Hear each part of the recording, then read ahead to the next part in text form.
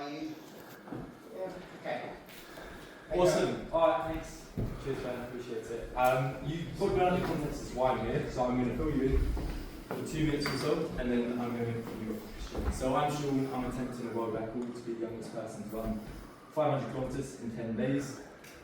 I am 21, and I'm doing this to spread a message. And I'll walk you through in a second as to what that message is and why it's so meaningful to you. Maybe you can relate to it as well. The first thing I'm going to do is I'm going to pose a question to you. We're obviously sat next to each other, which is a bit easier. The question is pretty vague and pretty ambiguous, so you can interpret it how you like. The question is, you've got 1 minute to answer it, is who are you? 30 seconds, you're going to say to the person next to you, and then you're going to switch. I'm going to put my hand up, pull your attention back, and then I'm going to give you one more question, alright? Who are you? Speak to the person next to you, so my hand up.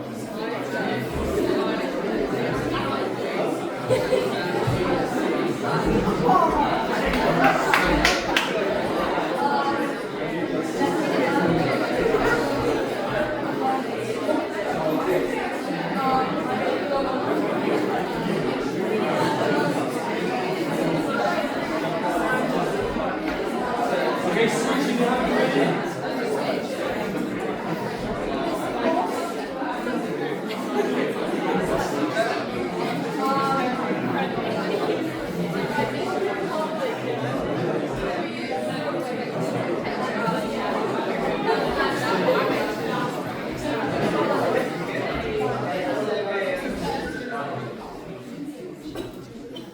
Nice, okay, let's do on a few conversations there. There's some stuff we can unpack in a second. But one more question before I even start speaking about what I'm doing here. Okay? Who do you want to be? Again, you've got 30 seconds, speak to the person next to you, we'll switch it. Who do you want to be? Just answer, who are you? Who do you want to be? Interpret how you like, off you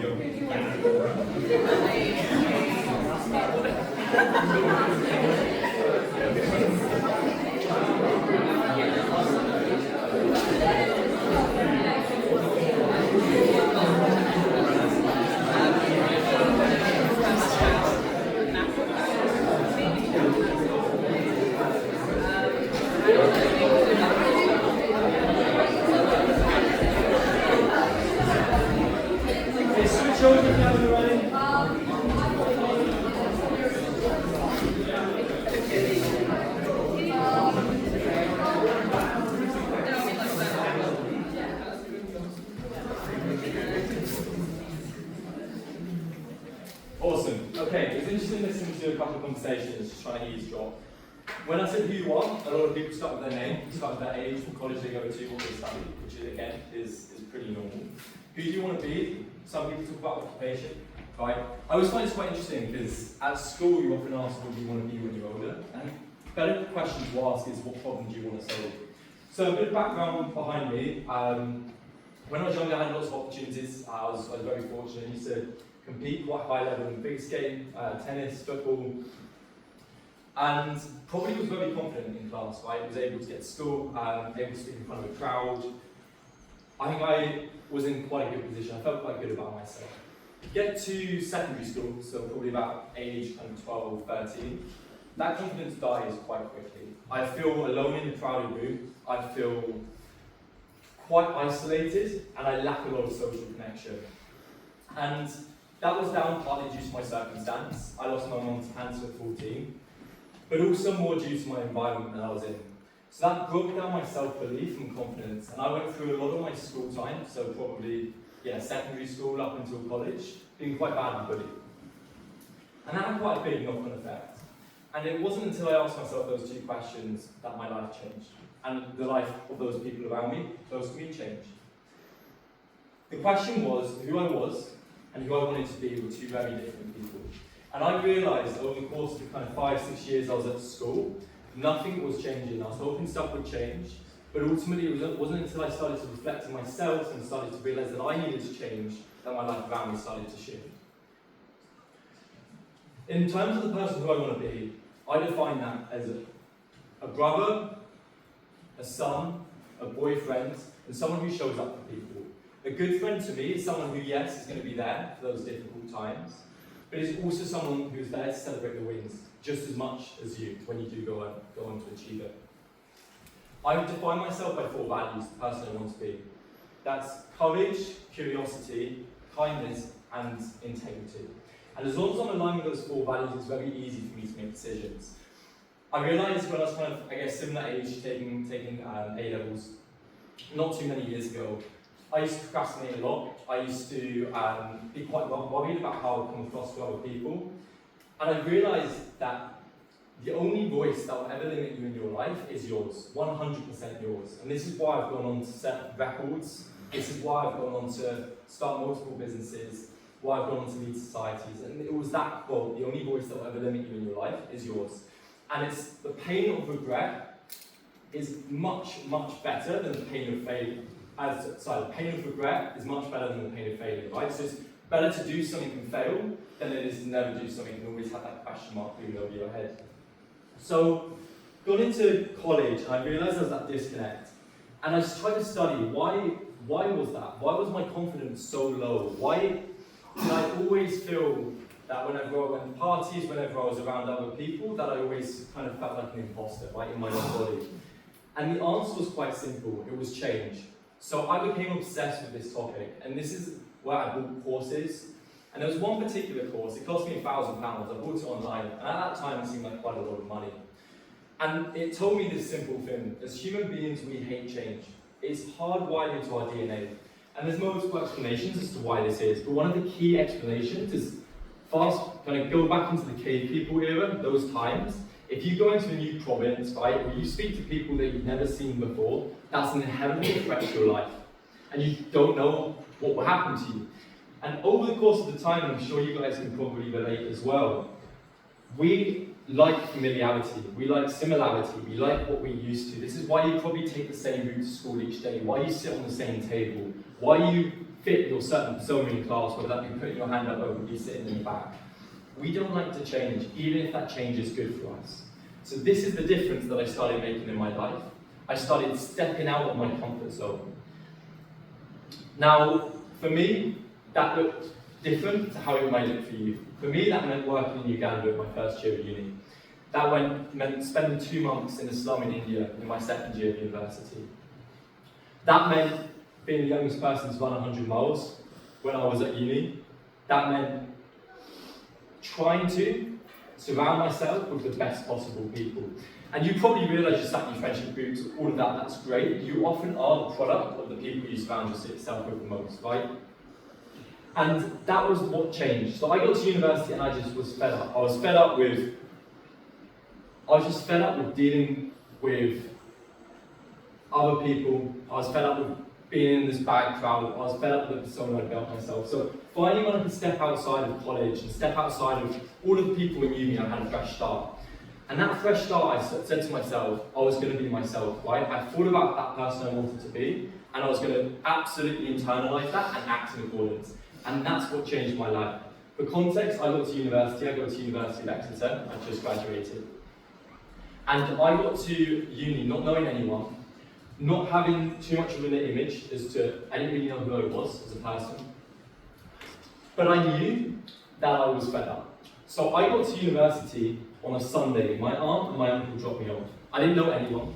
I was in, student halls, shared accommodation. So again, I've got my room, there's 2 people either side of me. I'm going to go in to walk into town, and I'm a very introverted person. I just developed social skills. I'm an introvert with social skills, but back then I was just an introvert, right? Not many social skills. And I was going into town, and again, I just felt this feeling of dread in my gut. I just didn't know anyone, and I was like, I've just signed away the next 3 years of my life, and it's just going to be the same, unless something changed. So I walk in, there's these 2 girls who are walking into the city centre, and I just go up to them. It seems so basic, so simple, but I go up to them and say, hey, like, I'm fresher, like, I'm really new here. Is this the way to the city centre? I knew the way to the city centre, but I got Google Maps, but you ask them anyway because you're a conversation starter. And then you get talking to people, and you realise, actually, as humans, we're pretty connected, right?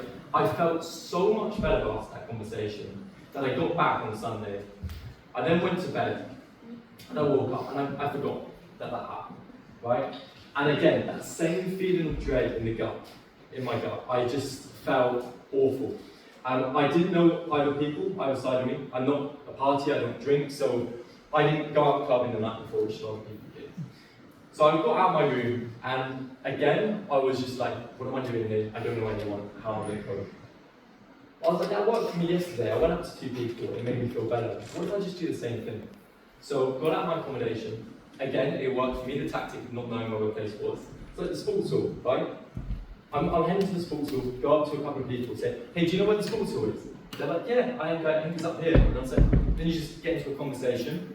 As soon as you start speaking, you feel so much better when you're connected. Humans are connected. I think we've never been in a more connected world with social media, but yet never been so far disconnected. And that built up my confidence because I built up that kind of social skills. I felt better about myself because I had more people around me. And this is the beauty. I think there's probably a couple of hundred people in the college here. And uni there's 30,000 people. So if you haven't found your crowd, you are going to find your crowd through different societies. Societies like clubs, extracurriculars. And my cousin, I look up to my cousin quite a lot, and she said, hey Sean, just take every opportunity that comes your way. And I get it, it gets to a point where you've got to stop taking opportunities because there's a cost to that. But at the start, I signed up for everything I possibly could. I went to Freshers Fair, which is like kind of their welcome week, where they show you all the different societies. There were some terrible societies there. I remember walking around with a mate, there was Rubik's Cube Society, which kind of sounds cool, so Rubik's Cube, it must get boring after a year. There was Rethinking Society. I'll be honest with you, I was rethinking having a conversation with them. They just take like common knowledge and just deep it too much. And then there was like Go-Kart Society, which was like £60 a session, like hold an arm and leg with that. But there was a lot of cool societies out there. And the more situations I put myself in, it's like your luck increases, right? Your surface area of luck, that's what they call it. I finally met people who resonated with me. I met people who genuinely, like I said earlier, wanted the best for me. Those people that wanted me to excel.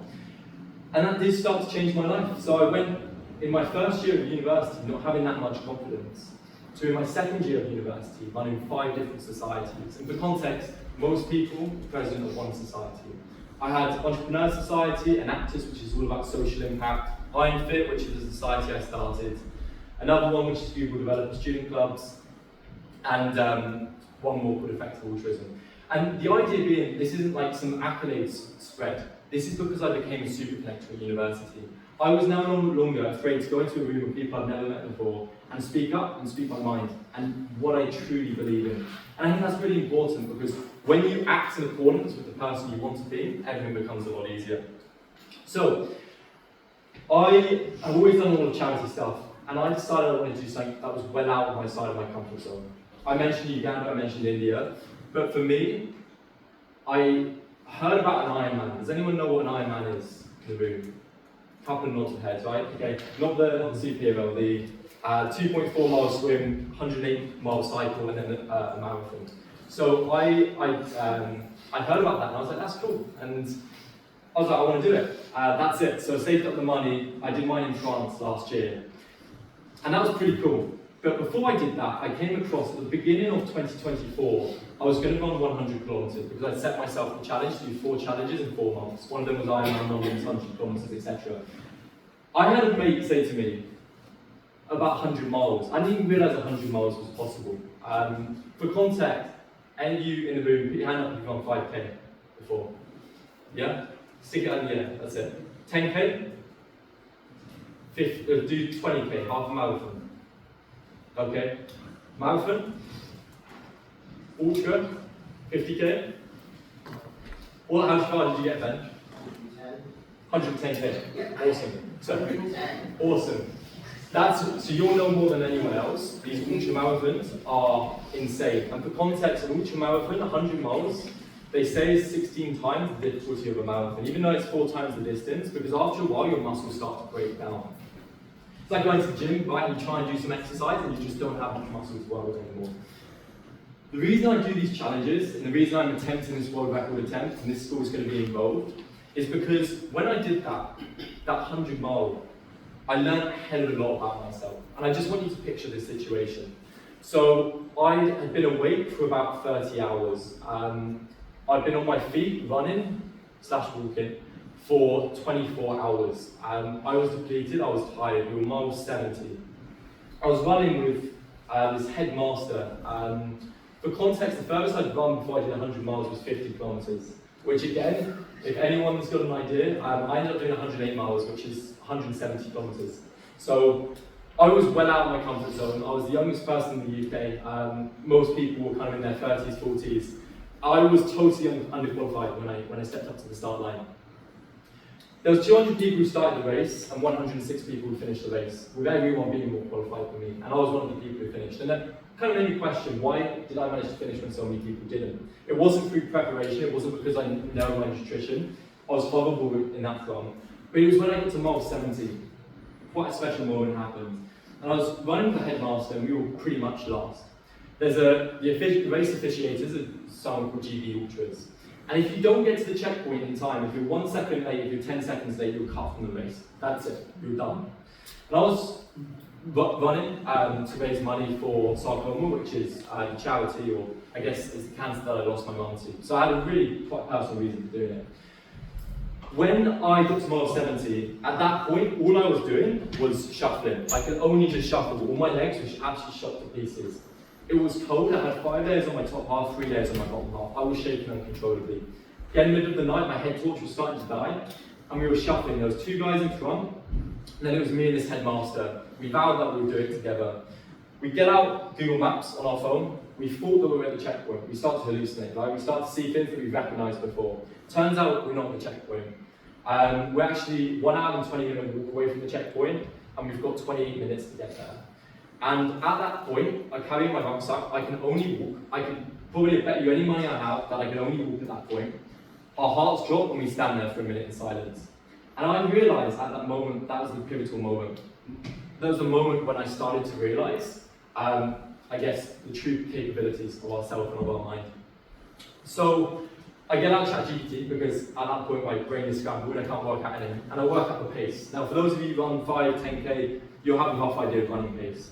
But for context, I need to run about a 7-minute 20 mile to 4 miles in a row in order to get to the checkpoint in time.